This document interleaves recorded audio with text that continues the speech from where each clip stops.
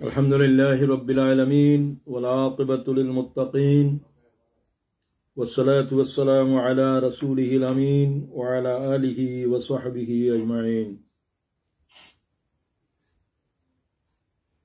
চট্টগ্রাম মহানগরীর ঐতিহ্যবাহী থানা বাকলিয়া থানার পক্ষ থেকে আজকের এই আয়োজনের সম্মানিত সভাপতি,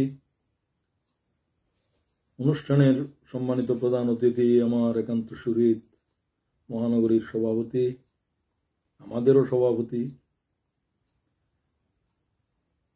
সম্মানিত আলোচকবৃন্দ, যারা প্রোগ্রামে অংশগ্রহণ করেছেন, ভাই বোনেরা, আসসালামু আলাইকুম রহমতুল্লাহি ওয়া বারাকাতুহু। আমি তারিফ প্রশংসা করছি সে আল্লাহর, যিনি আল্লাহু আহাদুন, তিনি এক, অদ্বিতীয়। আল্লাহু সমাদ, তিনি স্বয়ং সম্পূর্ণ, অভাবহীন, যার কোনো প্রয়োজন নেই। লাম ইয়ালিদ ওয়া লাম ইউলাদ, তিনি জন্ম নেন নাই, জন্ম দেন নাই। ওয়া লাম ইয়াকুল লাহু কুফুয়ান আহাদ, তার সমতুল্য কেহ নেই, কিছু নেই। সে আল্লাহর জাতের প্রশংসা করছি। দরুদ এবং সালাম মুহাম্মদুর রাসূলুল্লাহ সাল্লাল্লাহু আলাইহি ওয়াসাল্লামের জন্য। আল্লাহ এবং স্বয়ং আল্লাহর অগণিত মালায়েকা, যার উপর দরুদ পৌঁছাচ্ছে নিরন্তর। ইন্নাল্লাহ ওয়া মালায়েকাতাহু ইউসাল্লুনা আলান নবী, এই ধরনের একটা আয়াত আল্লাহর আর কোনো কিতাবে বর্ণিত নেই। তৌরাতে নেই, জবুরে নেই, ইনজিলে নেই। সারা কোরআনের এই আয়াত আমাকে বেশি আলোড়িত করে। আল্লাহ তাআলা তারই বান্দা, তারই সৃষ্টি মুহাম্মদ সাল্লাল্লাহু আলাইহি ওয়াসাল্লামের উপরে এবং তার মালায়েকাদেরকে সালাত পৌঁছানোর নির্দেশ দিয়েছেন, মুমিনদেরকেও দিয়েছেন। সুপ্রিয় ভাই বোনেরা, আজকের একবিংশ শতাব্দীর জটিল বিশ্বে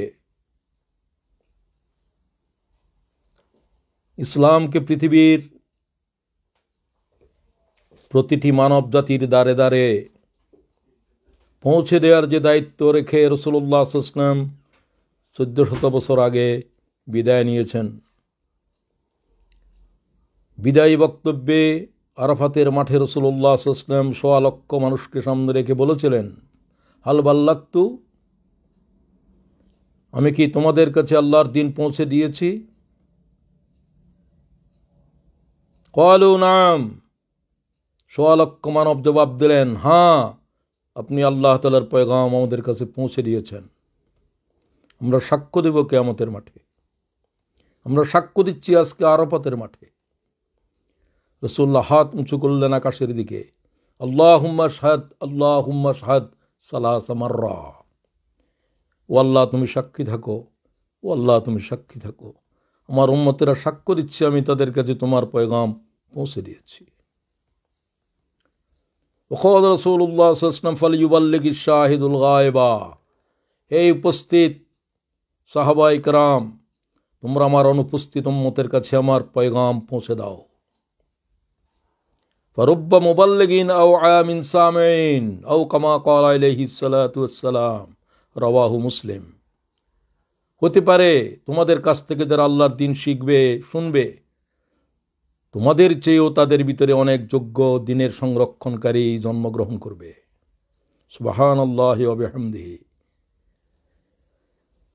সুতরাং কি কঠিন অন্ধকার, সীমাহীন এক জুলুম রাসূলুল্লাহ সাল্লাল্লাহু আলাইহি ওয়াসাল্লাম যখন আগমন করছিলেন এই ধরাধামে,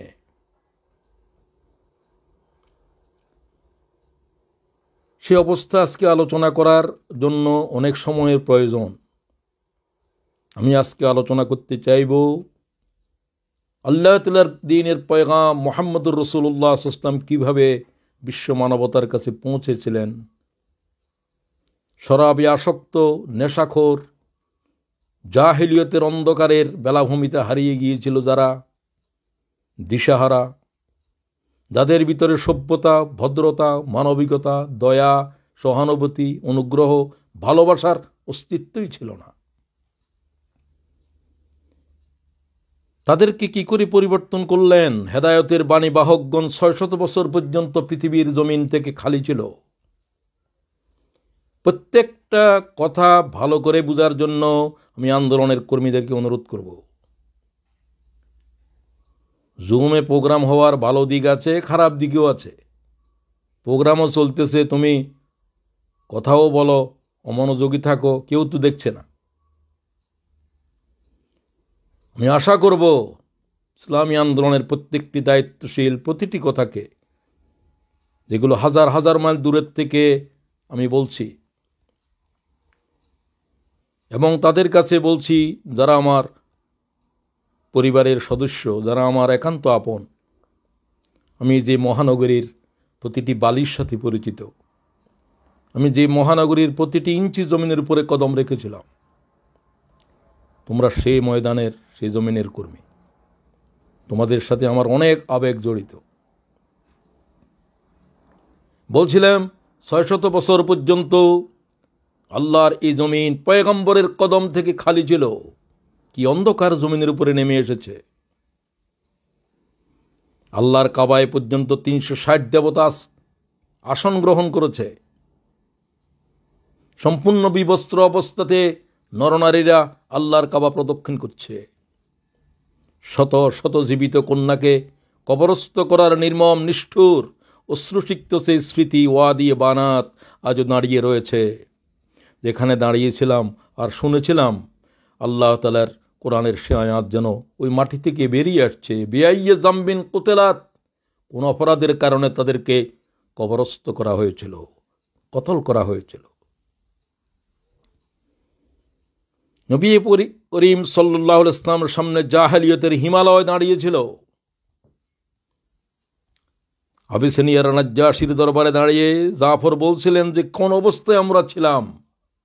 হে বাদশাহ শোনো, ইয়া আইয়ুহাল মালিক, হে রাজন, কুন্না কওমান আহলা জাহেলিয়াহ না'বুদুল আসনাম ওয়া নাকুলুল মাইতাতা ওয়া না'তিল ফাওয়াহিশ ওয়া নাকতাউল আরহাম ওয়া নুসিউল জাওয়ার ওয়া ইয়াকুলুল কাওয়িয়্যু মিন্নাজ যায়ীফ।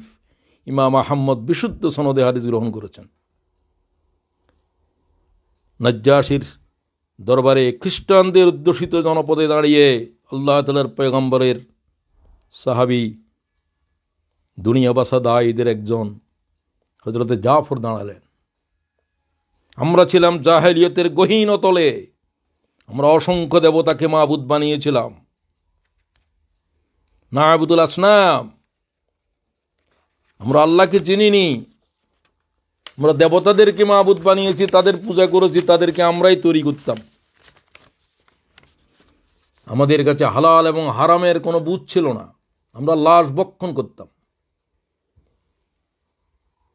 আমরা বেবিচার, রক্তপাত, চুরি ডাকাতির ভিতরে লিপ্ত ছিলাম। আমাদের প্রতিবেশীর সাথে আমাদের যুদ্ধ চলত যুগের পর যুগ ধরে। আমাদের সমাজে রক্তের আত্মীয়ের কোনো কদর ছিল না। আমাদের সমাজ ছিল দুর্বলের উপরে সবলের অত্যাচার। ফাকুন্না আলা যালিক, ওই অবস্থায় চলছিল বছরের পর বছর, শত বছর চলছে। অতঃপর বাআসাল্লাহু ইলাইনা রাসূলাম মিন্না, আমাদের ভিতর থেকে আল্লাহ এক পয়গম্বর খাড়া করে দিলেন এই ভয়াল জমিনে।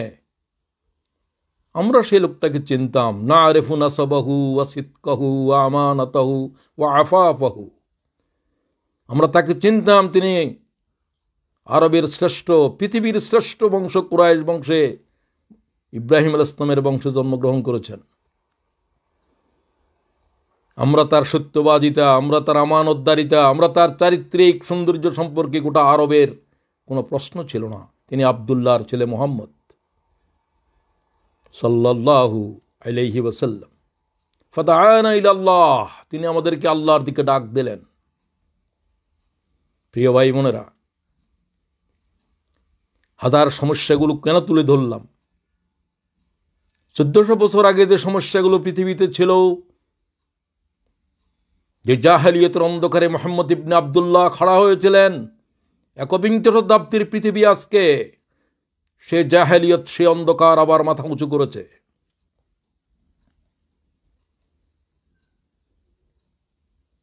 সে জাহেলিয়তকে ঐতিহাসিকেরা 3টা শব্দে বলেছে, war, wine and women. Hitti বলেছে আরব জাহেলিয়ত ছিল যুদ্ধ। সেই যুদ্ধ কি শেষ হয়েছে? যুদ্ধ তাদের কাছে ছিল খেলনা। যারা গোত্রে গোত্রে কারণে অকারণে যুদ্ধ করত, উঁটের আগে কেন আরেকজনের উঁট, আরেক গোষ্ঠীর উঁট পানি পান করিয়েছে, এই জন্য 40 বছর যারা যুদ্ধ করেছে। কি জাতের যুদ্ধ সেই সমাজে ছিল? আজকে কি হচ্ছে? আজকে তো তার চাইতে অধিক বেশি মানব খুন চলছে। মানবতার পরে আজকে যুদ্ধ কি বিভীষিকা হয়ে এসেছে?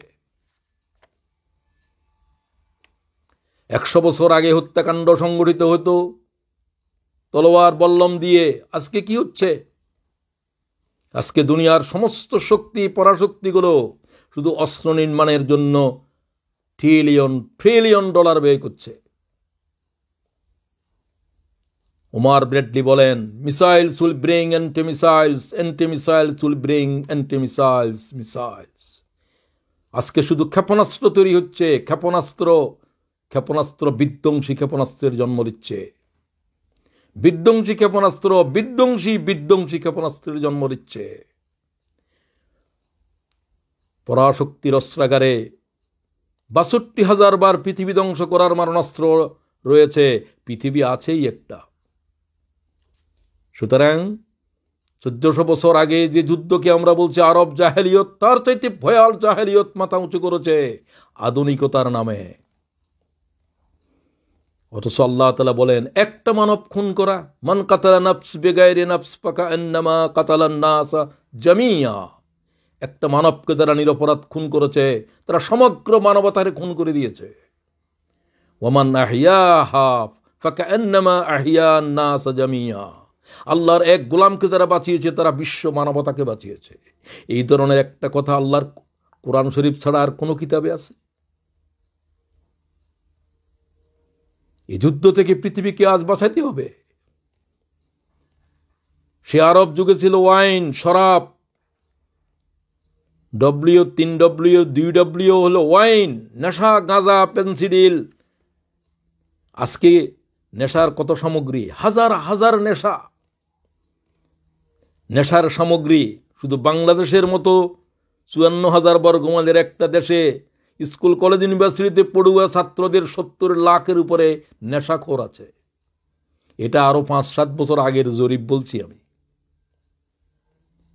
70 লক্ষের উপরে আছে শুধুমাত্র গাঁজা, ফেন্সিডিল, শরাব, নিশায় আসক্ত। ইংলিশ মিডিয়ামের ছাত্রী,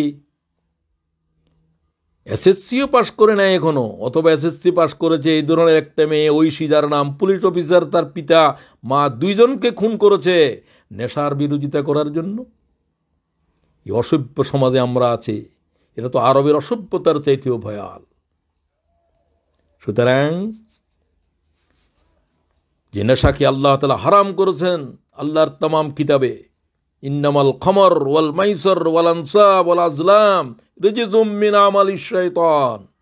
নিশ্চয়ই শরাব, জুয়া, পূজার বেদী, ভাগ্যতীর, এগুলো ইবলিসের কর্মকাণ্ড। এগুলো মুমিনদের জন্য কি চিরতরে হারাম করে দেওয়া হয়েছে। লা তাশরাবান্না খামরান ফাইন্নাহু রাসু কুল্লি ফাহিশা। রাসূলুল্লাহ বললেন, সমস্ত অশ্লীলতার মায়ের নাম হচ্ছে নেশা। আমেরিকার প্রেসিডেন্ট রিগান এক সময় বলেছিল, আমার কাছে নেশা, শরাব পরমাণুর চাইতেও ভয়াল। যে নেশাখোরদের জন্য আজ বিশ্ববিদ্যালয়ে আর্মি নামাতে হয়েছে। প্রেসিডেন্ট রোনাল্ড রিগান একথা বলেছিলেন। কত বড় সভ্য দেশের প্রেসিডেন্ট, আধুনিকতার রাজধানী বলা যায়। সুতরাং 4, এরপরে বলতে চাই ওয়াইনের পরে তৃতীয় ডব্লিউ হলো ওয়ার, ওয়াইন অ্যান্ড ওমেন। সেই যুগের অসভ্যতার অন্যতম বিষয় ছিল নারী, সেক্স, সেক্সুয়াল অ্যানার্কি। নৈতিকতার কি নৈরাজ্য চলছিল সেই যুগে, যা ছিল আজকের যুগে কি চলছে? এমন কোন দেশ, এমন কোন জনপদ, সাদা কালো, আরবি আজমি, শিক্ষিত অশিক্ষিত, ধনী গরিব, মুসলমান অমুসলমান, যারা কি করে বর্বরতার চূড়ান্ত শিখরে পৌঁছে গিয়েছে? ইল্লা মাশা আল্লাহ। ইল্লা মাশা আল্লাহর ভিতরে 1 লাখের ভিতরে 5 জন পাওয়া মুশকিল হবে। কেউ হয়তো চোখের জানা করে, কেউ হয়তো কানের জানা করে, কেউ জিহ্বা দিয়ে জানা করে। জেনা আর জেনাই চলছে। আল্লাহ তাআলার যে ভয়াল আপদ সমগ্র পৃথিবীরে গ্রাস করেছে, এর মূল কারণটাই হলো এটা। এর মূল কারণটাই জাহারাল ফাসাদু ফিল বাররি ওয়াল বাহর বিমা কাসাবাত আইদিন নাস। জলস্থলে যে ভয়াল বিপর্যয় চলছে, এর মূল কারণ কি? যে সমস্ত পাপাচার, তার অন্যতম হচ্ছে ব্যভিচার। সুতরাং আসুন, আমি যে কথাটা বলতে চাচ্ছিলাম, আজকের জাহেলিয়তকে মোকাবেলা করার জন্য মুহাম্মদ ইবনে আব্দুল্লাহ সাল্লাল্লাহু আলাইহি ওয়াসাল্লাম, যার উপরে আল্লাহ তাআলার বিধান অবতীর্ণ হয়েছিল আজ থেকে 1500 বছর আগে, তিনি তার দ্বিতীয় ওহী আল্লাহ তাআলা তাকে বললেন যে কিভাবে তুমি আল্লাহ তাআলার এই জাহেলিয়তের মোকাবেলা করার জন্য জমিনের উপরে আল্লাহ তাআলার দ্বীনকে পৌঁছে দেবে। সেই আয়াতগুলোকেই আজকে আমি আমাদের কর্মীদের সামনে, দায়ীদের সামনে বলতে চাই, তোমাদেরকে আমাদেরকে এই দাওয়াত পৌঁছে দেওয়ার এই জিম্মাদারি গ্রহণ করতে হবে। ইয়া আইয়ুহাল মুদ্দাসির কুম ফাআনজির ওয়া রাব্বাকা ফাকাব্বির ওয়া সিয়াবাকা ফাতাহহির ওয়ার রুজজা ফাহজুর ওয়া লা তামনুন তাস্তাকসির ওয়া লিরাব্বিকা ফাসবির। সূরা মুদ্দাসসিরের 1 থেকে 7 আয়াত একেবারে হৃদয়ের ভিতরে মরণ পর্যন্তের জন্য গেঁথে রাখো। আল্লাহ তাআলা বলেন, হে কম্বল আবৃত মুহাম্মদ সাল্লাল্লাহু আলাইহি ওয়াসাল্লাম, দাঁড়াও, কম, সিদ্ধান্ত নিয়ে দাঁড়াও, বুক টান করে দাঁড়াও, সাবধান করো পৃথিবীর অচেতন মানব গোষ্ঠীকে। ওয়াসিয়াবাকা ফাতাহহির, পবিত্রতা ও পরিচ্ছন্ন পোশাক পরো। রুজজা ফাহাজুর, সমস্ত অশ্লীলতার পঙ্কিলতা থেকে নিজের জীবনকে দূরে রাখো। ওয়ালা তামনুন তাস্তাকসির, অধিক পাওয়ার আশায় কোনো অনুগ্রহ করো না, দাওয়াত বেচা কিনা করবে না। বলে রব্বিকা ফাসবির, আল্লাহর দিকে চেয়ে সবর এখতিয়ার করো দাওয়াতের কঠিন জমিনের উপরে। আমি আজকের আলোচনার জন্য এই আয়াতগুলোকে বাছাই করেছি। এই শতাব্দীর দায়ীদের জন্য প্রত্যেকটা কথাকে অনুধাবন করতে হবে। এগুলো আল্লাহর পক্ষ থেকে অবতীর্ণ, এগুলো রাসূলুল্লাহর প্রথম ইকরা অবতীর্ণ হওয়ার পরে দ্বিতীয় ওহী। কিয়ামত পর্যন্ত আল্লাহ তাআলার দ্বীনের দাওয়াত এই জমিনে যারা দাঁড়াবে, তাদের জন্য আল্লাহর চিরন্তন এই হুকুম তা মুহাম্মদ ইবনে আব্দুল্লাহকে আল্লাহ তাআলা অবতীর্ণ করছেন। সকল যুগের দায়ীদেরকে উহা অনুধাবন করতে হবে, অনুসরণ করতে হবে। আসুন, আমি প্রথমেই বলতে চাই, কি শব্দ দিয়ে আল্লাহ তাআলা কথা শুরু করলেন। আল্লাহ ইয়া মুহাম্মদ এরকম শব্দ কোরআন শরীফে তেমন বলেন নাই, বলেনই নাই বলা যায়।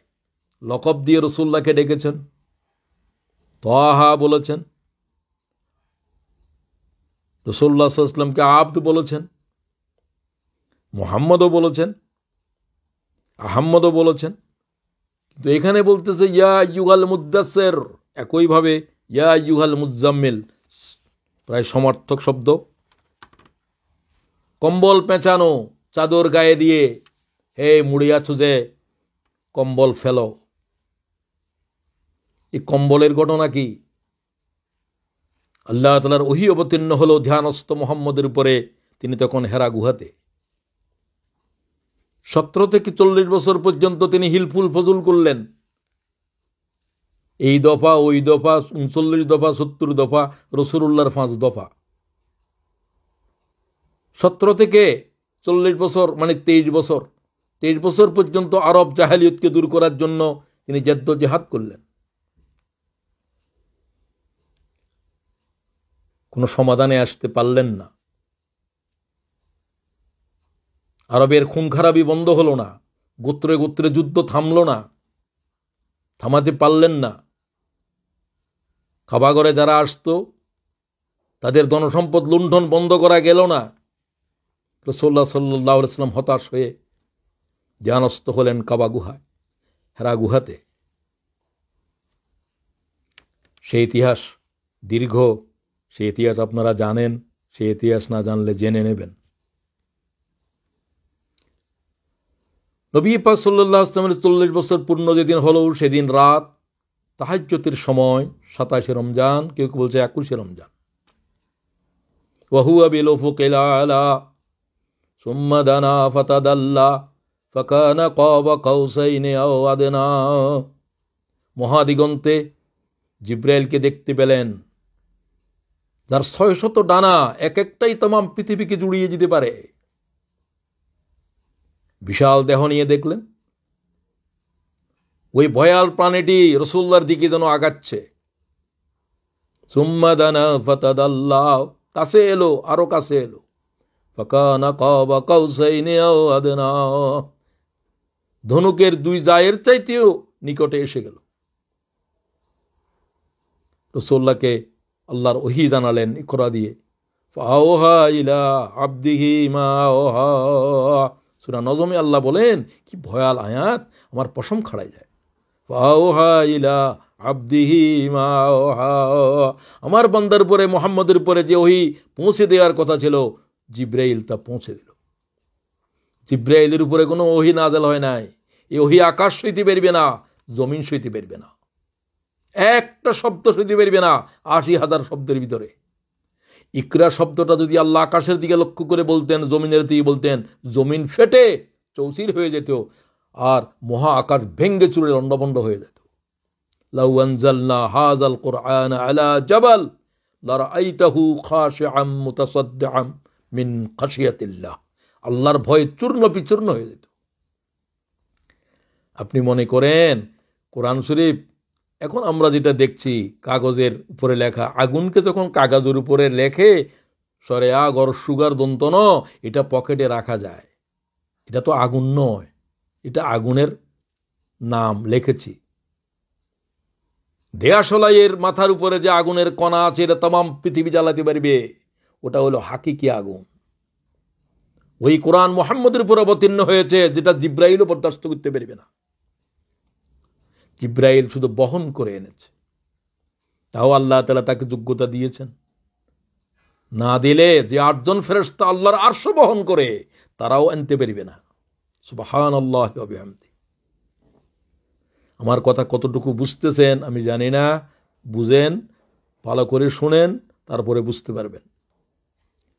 ফাদাখালা আলা খাদিজা, রাসূলুল্লাহ সাল্লাল্লাহু আলাইহি ওয়াসাল্লাম কম্পিত হৃদয়ে থরথর করে কাঁপতে শুরু করলেন, গায়ে জ্বর এসে গেল, কষ্ট পেলেন। প্রথম ওহীতে রাসূলুল্লাহর ঘরে গেলেন। ফাকালা জাম্মিলুনি, আমাকে চাদর মুড়ে দাও, কম্বল দিয়ে ঢেকে দাও, কম্বল দিয়ে ঢেকে দাও। লাকাদ খাশিতু আলা নফসি, আমার মনে হয় আমি বাঁচব না। ফাজাম্মিলুহু, তাকে বস্ত্র দিয়ে ঢেকে দেওয়া হলো। ফাকালাত খাদিজা, আম্মাজান খাদিজা যে কথাগুলো বলছেন দায়ীদের জন্য, সামাজিক এই চরিত্রগুলো খুবই প্রয়োজন, এই জন্য আমি কথাগুলো বলছি, না হলে বলতাম না। এই 5টা গুণ অর্জন করতে হবে আল্লাহর নিরে দায়ী হওয়ার জন্য, তারপরে বাকিটা। খাদিজা বললেন, ইয়া রাসূলুল্লাহ, তখন তো তিনি রসুল হন নাই, এখনো বুঝতে পারেন নাই। কাল্লা ওয়াল্লাহ, আপনি অস্থির হয়ে যাবেন না, আল্লাহর কসম, মা ইয়াখজিক আল্লাহু আবাদা, আল্লাহ আপনার কোনো ক্ষতি করবেন না। আমি আপনাকে তো দেখছি আজ দীর্ঘ 25 বছর থেকে 40 বছর। ইন্নাকা লা তাসিলুর রাহিম, আপনি আপনার আত্মীয়তার হক আদায় করেন। খুব ভালো করে দায়ীদেরকে বলতে চাই, আত্মীয়তা দূরের কথা, ভাইয়ের খবর নাই, বোনের খবর নাই, ইসলামী আন্দোলনের কাজে এত ব্যস্ত। তুমি আসলে ইসলামী আন্দোলন বুঝোও নাই। তোমাকে লোকেরা বলে, তুমি বলো নিজেরে তুমি খুব ব্যস্ত। তোমার ব্যস্ততার উপরে আমার কিছু বলার নাই, তবে তুমি যে ইসলামী আন্দোলন বুঝো নাই এই কথা আমার বলার আছে। সুতরাং ইন্নাকা লা তাসিলুর রাহিম, এ মুহাম্মদ, আমি তোমাকে কোনোদিন তোমার আত্মীয়তার হক নষ্ট করতে দেখিনি। আত্মীয়তার হক রেখে পালন করেছো। ওয়া তাহমিলুল কাল্লা, তুমি নিঃস্ব মানুষের বোঝা বহন করো। খুব খেয়াল করেন। ওয়া তুকসিবুল মাদুম, তুমি অনাথ বুভুক্ষ মানুষের মুখে অন্ন তুলে দাও। ওয়া তাকরিউজ যায়ীব, তুমি অতিথিদের সেবা করো। ওয়া তুঈনু আলা নওয়াইবিল হক, সত্যের পথে মুসলিমদের পাশে তুমি দাঁড়াও। ইহা হাদিস ইমাম বুখারী গ্রহণ করেছে। রাসূলুল্লাহর জীবনের এত ঘনিষ্ঠ আর কে আছে খাদিজার চাইতে? হুজুরের অন্য স্ত্রীরা কি এমন? হুজুর বলছে খাদিজার মতো কোনো স্ত্রী আল্লাহ আমাকে দেয়নি। রাসূলুল্লাহর উক্তি। আয়েশার মতো এই জাতির বিদুষী রমণীরা যখন এসেছেন, রাসূলুল্লাহ বলছে খাদিজার তুলনা নাই, তামাম পৃথিবীতে নাই, আমার স্ত্রীদের ভিতরেও নাই।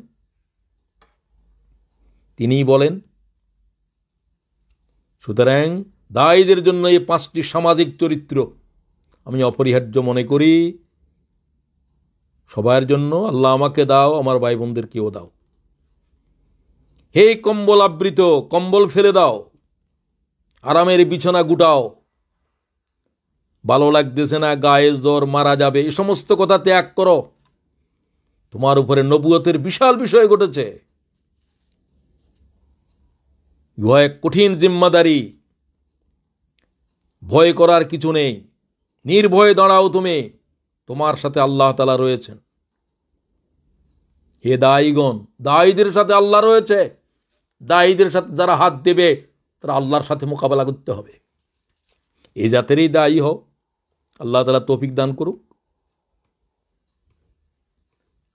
সুতরাং পারবো না, কঠিন। এই জাহেলিয়তের বিরুদ্ধে একা আমি কি করব? হ্যাঁ, একাই তো দাঁড়াইতে হবে। মাম্মাকা আলা হাযাল আমর ইয়া রাসূলুল্লাহ, হযরত আমর ইবনুল আবাসা জিজ্ঞাসা করে, সমস্ত আরব জমিনের উপরে আল্লাহ বলনেওয়ালা কোনো মানব নাই, 600 বছর পর্যন্ত পৃথিবীর উপরে কোনো পয়গাম্বর নাই, আল্লাহর কিতাবের একটা শব্দ নাই। এই অবস্থার ভিতরে আপনি একা কি করে দাঁড়ালেন এই জাহেলিয়তের বিরুদ্ধে? আপনার সাথে কে ছিল?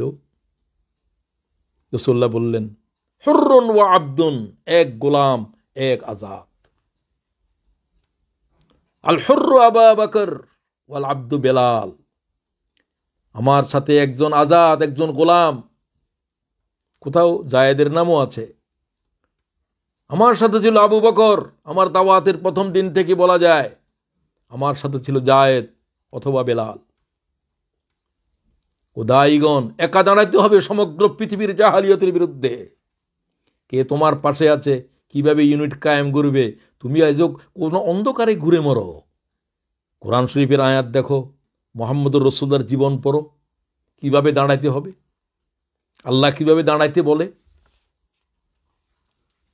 সুতরাং তোমার কাছে তো একটাই দোয়া, যেটা মুসা আলাইহিস সালামকে আল্লাহ শিখিয়ে দিয়েছেন, এই কোরআনেও বলেছেন, রব্বিশরাহ লি সদরি, আল্লাহ বক্ষ প্রশস্ত করে দাও, ওয়াইয়াসসির লি আমরি, দাওয়াতের এই কাজ, নবুয়তের এই কাজকে, দ্বীনের এই কাজকে আল্লাহ সহজ করে দাও। ওয়াহলুল উকদাতাম মিন লিসানি, আল্লাহ আমার মুখের জড়তা, কথা বলতে পারি না, আল্লাহ দূর করে দাও। ডক্টর জাকের বলেন, নিজের নামটা বলতে আমার 1 মিনিট সময় লাগে, জাকের। অথচ আমি যখন দাওয়াতের জমিনে উঠি, আমার যে স্টেমারিং আছে আমি নিজেই জানি না। ইয়াফকাহু কাউলি, সূরা তাহার 25 থেকে 28। এটা সকল দায়ীদের কথা বলার আগে পড়তে হবে। রব্বিশরাহ লি সদরি ওয়াইয়াসসির লি আমরি ওয়াহলুল উকদাতাম মিন লিসানি ইয়াফকাহু কাওলি। আমি 7টা কথার দ্বিতীয় কথা বলতে চাই। কুম ফানজির, প্রত্যেকটা কথার লক্ষ্য করো, কত ছোট ছোট বাক্য।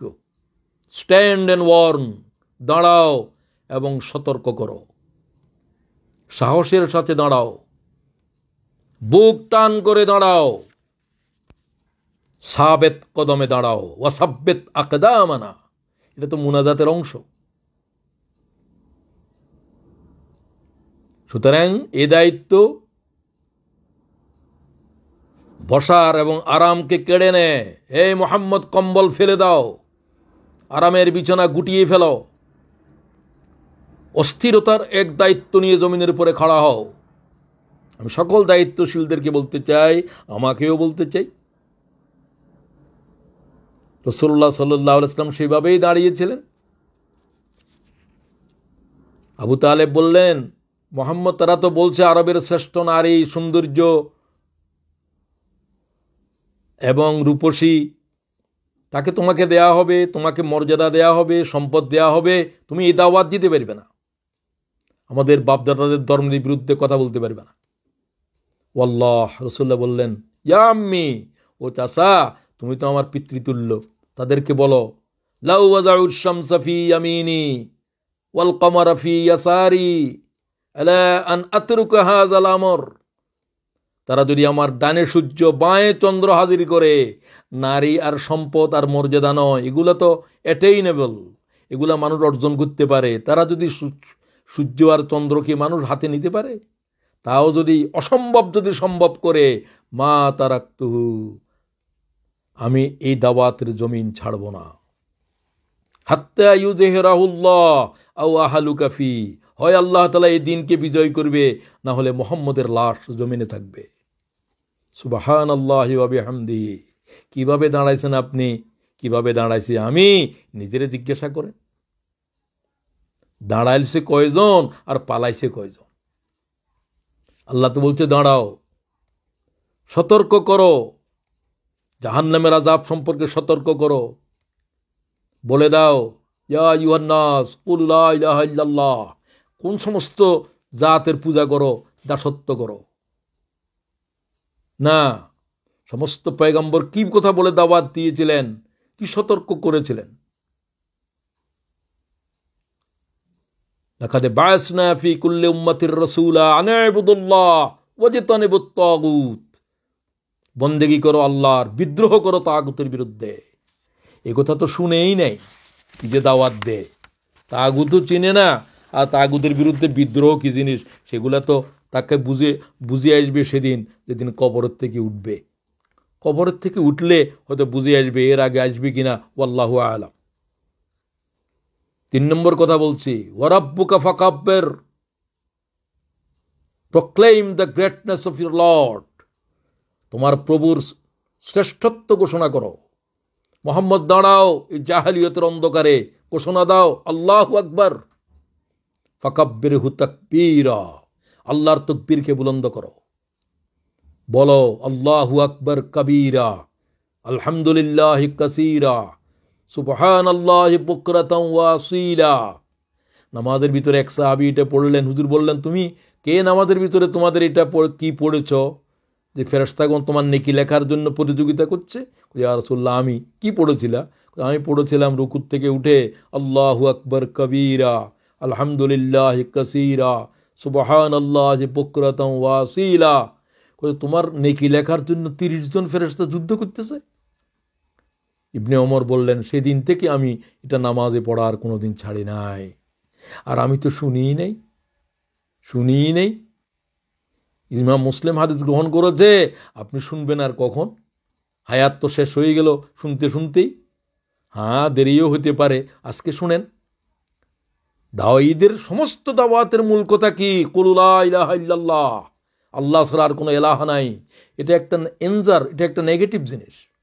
না না না, কোনো মাবুদকে মানি না,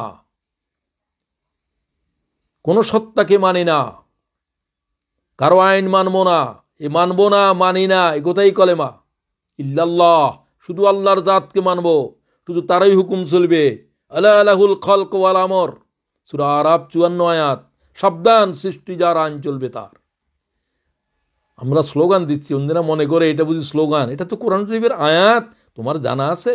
আলা লাহুল খালক ওয়াল আমর, সাবধান সৃষ্টি যার বিধান চলবে তার। অত্যাচার করো, জুলুম করো, কারাগারে নাও, বন্দি করো, যাই করো, ফাঁসিতে নাও।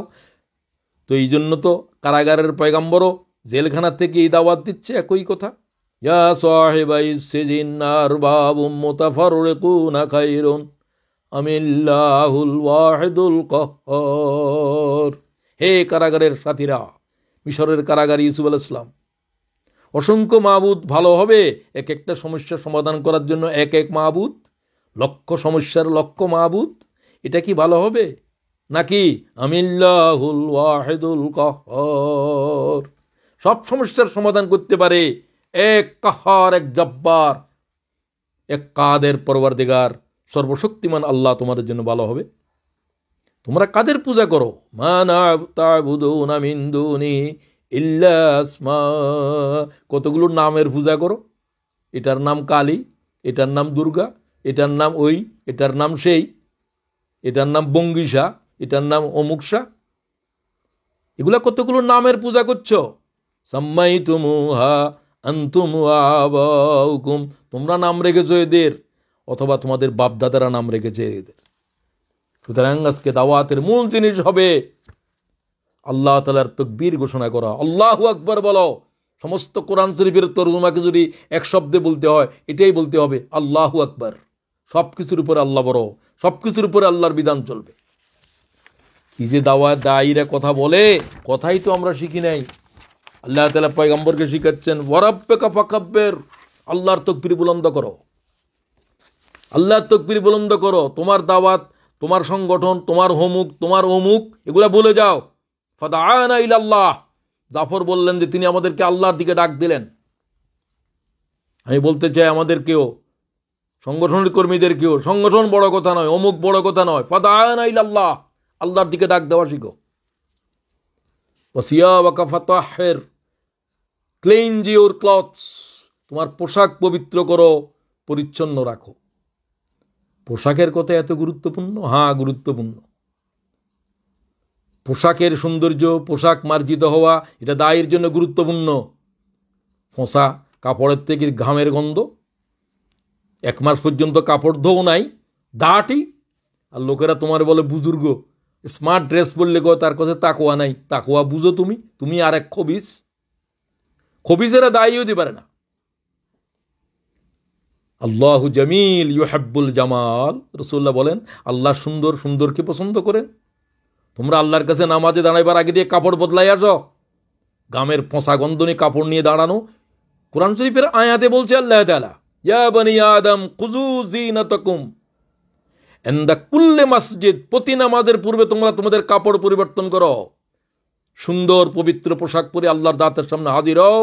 এটা কোরআন শরীফের আয়াত বলছি, সূরা আরাফ 31 নম্বর। ফোঁসা কাপড় পরে না এই ধরনের দরবেশ দেখলে তোমরা মনে করো তার ভিতরে বুজুর্গি আছে, থুতু মেরে দাও ওই সমস্ত বুজুর্গদের উপরে। না, তোমরা স্মার্ট ড্রেস পরো। একজনের গলাতে টাই দেখি বলো যে না, সে কাফের হয়ে গেছে। তুমি বুঝো কাফের হওয়া কাকে বলে? এটা তো একটা স্মার্ট ড্রেস। ড্রেসের নাম কি কুফুরির কিছু আছে এখানে? এটা কি কোনো জাতির বিশেষ পোশাক? না। হ্যাঁ, তবে কোনো জাতিরা যদি বিতর্ক করে কোনো জিনিসে, সেটা হয়তো অ্যাভয়েড করা যেতে পারে। তো আমি বলতে চাই, ওয়াসিয়াবাকা ফাতাহহির, পবিত্র সুন্দর স্মার্ট কাপড় পরো, পোশাক পরো। মানুষের সামনে দাঁড়াবার আগে রাসূলুল্লাহ পাগড়ি পরিধান করা অবস্থা ছাড়া তো খুতবাই দেয় নাই। আমামাতান সাউদা, আমামাতান সাউদা, শুধুমাত্র 10 থেকে 12টা হাদিস তিরমিজির ভিতরে আছে। রাসূলুল্লাহ খুতবা ছিঁড়ে দাঁড়িয়েছেন, মাথার উপরে কালো রঙের পাগড়ি, সাদা জামা গায়ে। কি স্মার্ট পয়গম্বর! ওয়াররুজিদা ফাহাজুর, কিপ অ্যাওয়ে আর রুজ, শিরক থেকে, পঙ্কিলতা থেকে দূরে থাকো। জীবনের ভিতরে পঙ্কিলতা, জীবনের ভিতরে গুনাহ, জীবনের ভিতরে বড় বড় অপরাধ, আর দায়ী হয়ে দাঁড়াইছে জমিনের উপরে। না, দায়ীদের জিন্দেগি থেকে সমস্ত কুফরের চিহ্ন মুছে দিতে হবে। তার বলার ভিতর থেকে, তার চলার ভিতর থেকে, তার চিন্তা থেকে, তার আমল থেকে। ওয়াল্লাযীনা লা ইয়াশহাদুনা আয-যুর ওয়া ইযা মাররু বিল-লাগওয়ি মাররু কিরামা। ইবাদুর রহমান আল্লাহর প্রিয় বান্দাদের বৈশিষ্ট্য এই যে তারা তাদের জীবন থেকে মিথ্যা সাক্ষ্য বিদূরিত করে দিয়েছে। ওয়া ইযা মাররু বিল-লাগওয়ি মাররু কিরামা। অপছন্দনীয় কোনো জিনিস যখন সামনে আসে তখন তারা সেটাকে ভদ্রভাবে এড়িয়ে যায়, ভদ্রভাবে এড়িয়ে যায়। আমি দায়ীদেরকে বলতে চাই, গুনাহে কবিরার কাছে যাওয়া যাবে না, হারাম, দায়ীদের জন্য গুরুত্বপূর্ণ হারাম। আইয়ুল হিজরাতে আফজাল ইয়া রাসূলুল্লাহ, সর্বোৎকৃষ্ট হিজরত কি? রাসূলুল্লাহকে প্রশ্ন করা হলো। আল্লাহ রাসূল বললেন, আনতা হাজুরা মা কারাহা রাব্বুক, আল্লাহ যা হারাম করেছে তার থেকে হিজরত করো।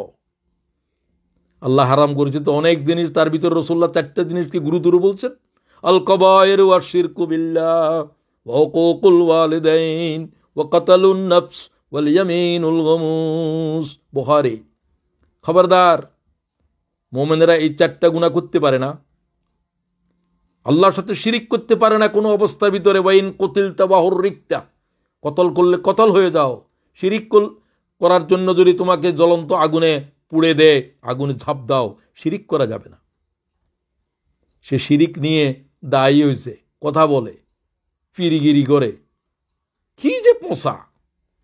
ওয়া হুকুকুল ওয়ালিদাইন, দ্বিতীয় গুনাহে কবায়ের হচ্ছে মাতা পিতার হৃদয়ে আঘাত দেওয়া।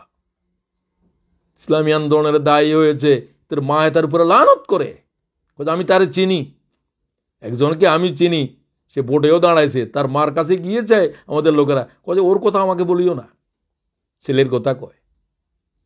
আর লোকেরা তোমার ইসলামী আন্দোলনের কর্মী কয়, বেশরম তুমি, তোমার আন্দোলন দরকার নাই, তুমি তোমার মায়ের উপরে পড়ে থাকো, পায়ের উপরে গিয়া। হুকুকুল ওয়ালিদাইন, আল্লাহ তাআলা শিরকের পরে এই গুনাহকে মারাত্মক বলছে।